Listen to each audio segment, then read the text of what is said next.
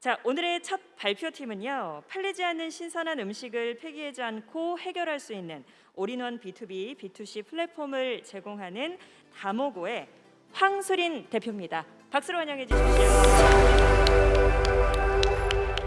I've known DamoGO for the last year or so, and they're a really great startup to watch for. They're doing really special things in the food tech and social impact space. The team is super talented and experienced within business development, food operations, and they also have a tremendous network within Southeast Asia and the rest of the Asian market. So what they do on their platform is they help farmers sell the harvest that would otherwise go to waste because it may appear as ugly produce, and they're able to sell that produce directly to restaurants and reduce any of that food from being able to go to waste. And so it's a win-win situation for the farmers, for the restaurants, and for everybody else involved, and it helps promote a much more sustainable ecosystem within the food distribution industry. And so I think there's a really bright future in helping the food system be much more efficient, especially around the Asia geography, and especially within Southeast Asia. And so I think they're definitely going to be one to follow, and looking forward to seeing how they grow within the next 6 months and year. So, have you ever wondered what happens to the untouched, unsold food at restaurants, bakeries, and grocery stores? How about the weird or ugly-looking fruit and vegetables from farms?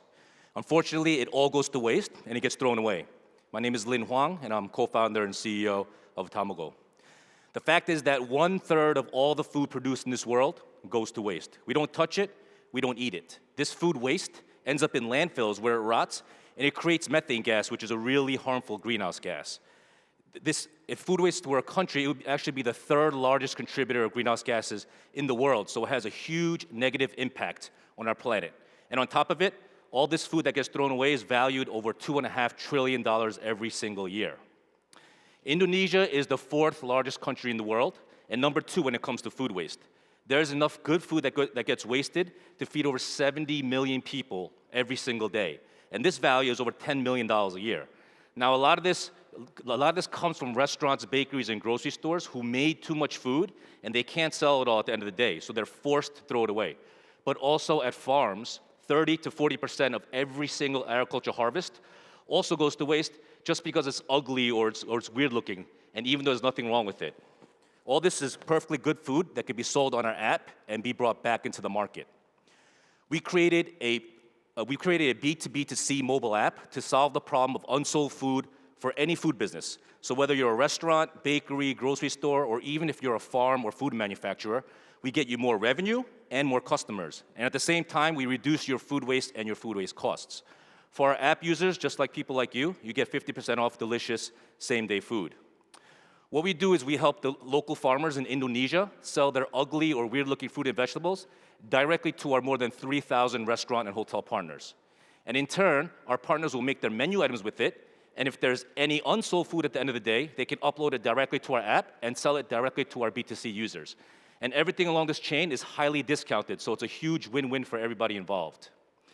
We're the first mobile app to offer interconnected B2B and B2C solutions for food waste. And we just launched a new feature where all of our restaurant partners can now easily order all their fruit and vegetables directly from us on our app, since we're a supplier. But as an added bonus, not only will they be able to manage the ordering of fruit and vegetables from us, we'll also allow them to do all the ordering against any of their suppliers, whether they're sauce suppliers or packaging suppliers or suppliers of seafood. There will be no more messy KakaoTalk groups, no more WhatsApp groups, no more text messages and phone calls and emails, no more missing invoices or not knowing what the previous pricing is. We're replacing all of that headache with one screen on our app, and all of our partners will save both time and money. We're currently pilot testing this right now with a lot of our big partners, and they're very excited to be testing this as we speak. For our business models, anything purchased from the farms by our restaurant partners, we put between 20 to 40% profit margin on. And anything purchased from restaurants on the B2C side, we keep 15% of everything. We're getting ready to pilot test with Indonesia's largest grocery store chain, Alfamidi. And we're also going to pilot test with the 2nd largest convenience store chain, Alfamart. We're also just signed a strategic investment MOU with one of the largest spring bottled water manufacturers and distributors in central Indonesia. They're called Pelangi. This will give us access to their entire sales and distribution channels, which gives us potentially over 22,000 new B2B partners. This would obviously help us scale very quickly. We're also part of several government startup portfolios that give us access to B2G projects. We were able to get off to a very fast start with partnerships because of the really strong network of contacts that my co-founder has in Indonesia. And we continue to leverage these contacts. We just launched in August, and our revenue has grown pretty quickly, mainly because of our B2B business, which now comprises over 95% of our revenue. We started at $1,500 a month, and now we're well over $40,000 a month. And again, it's growing very quickly. Our customer base is growing, as well as the average B2B orders per week per customer and the average order value. And because of these reasons, we're focusing more on our B2B business now. I'm a Korean American with over 13 years of experience in all levels of the global food industry as an entrepreneur, in food processing, manufacturing, distribution, import-export, and I also exclusively imported and operated an American restaurant franchise called the Halal Guys here to Korea. My co-founder Faras is from Indonesia, lived here in Korea for 7 years, where we met and co-founded DamoGO, and he went back to Indonesia earlier last year to kick off our operations and our pilot test over there. And it's because of his really strong network of contacts that we got off to a fast start. We currently have a team of 20 people based in Indonesia. We're getting ready to close our seed round of $450,000, of which $325,000 is committed from VCs and notable angel investors. So we now have about $125,000 remaining in this round. We're maxed out operationally, and we cannot meet all the demand we have from our customers. So much of these funds will go to immediate hiring of new team members that's going to help support our growth. This will get us to at least $1.5 million in revenue within a year. Now, we're getting ready to make really good profits, but we're also making profit for a cause. So I hope everyone here can join us in our profitable and impactful journey. Thank you.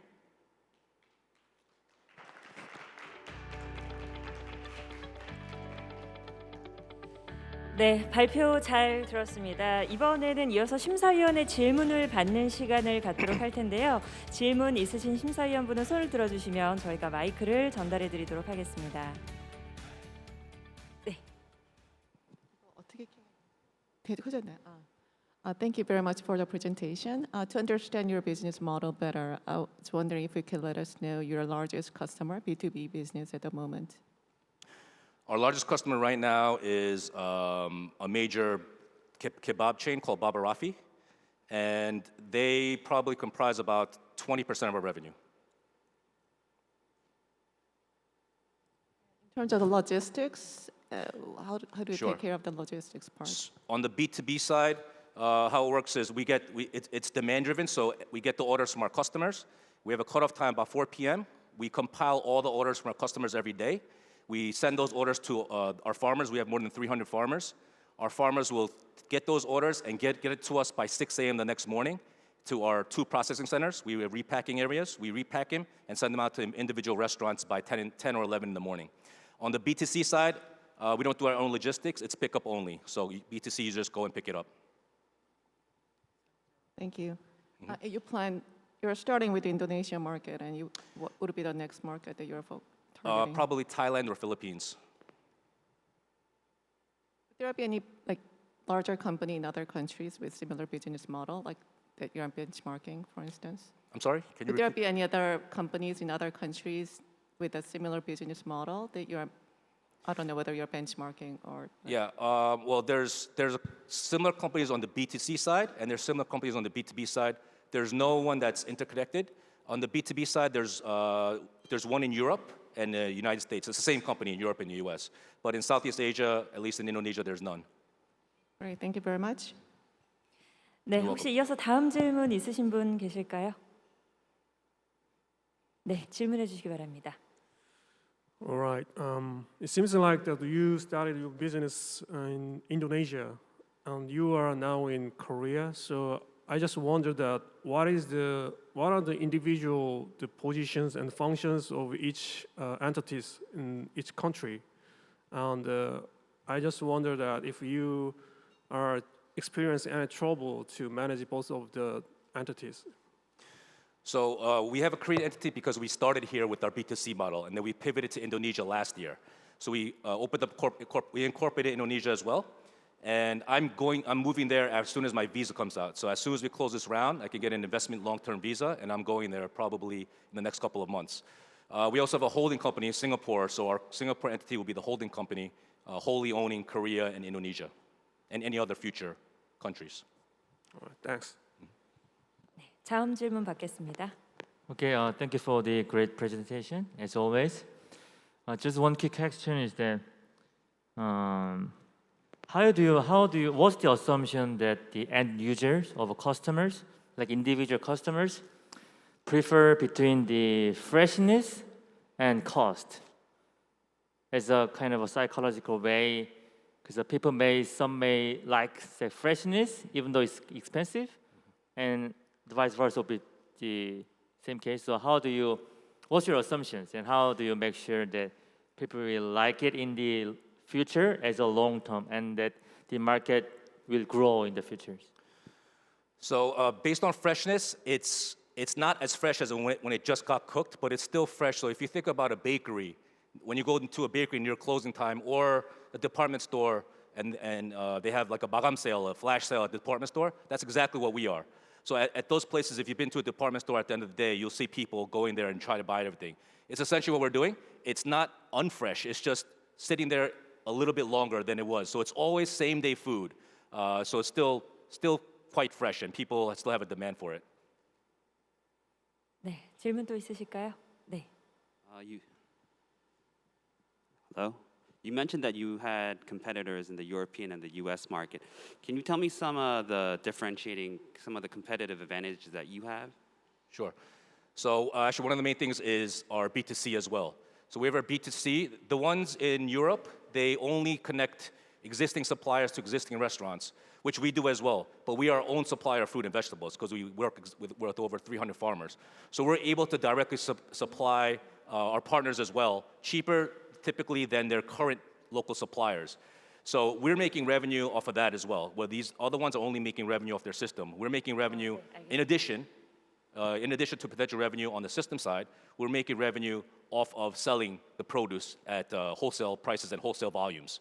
So that's a big advantage for us, as well as the B2C side, where our restaurant partners, if they have any unsold food at the end of the day, they can upload it to our B2C side as well and make extra revenue, and us making extra revenue as well. 네, 이것으로 첫 번째 발표를 마치도록 하겠습니다. 수고 많으셨습니다. Thank you.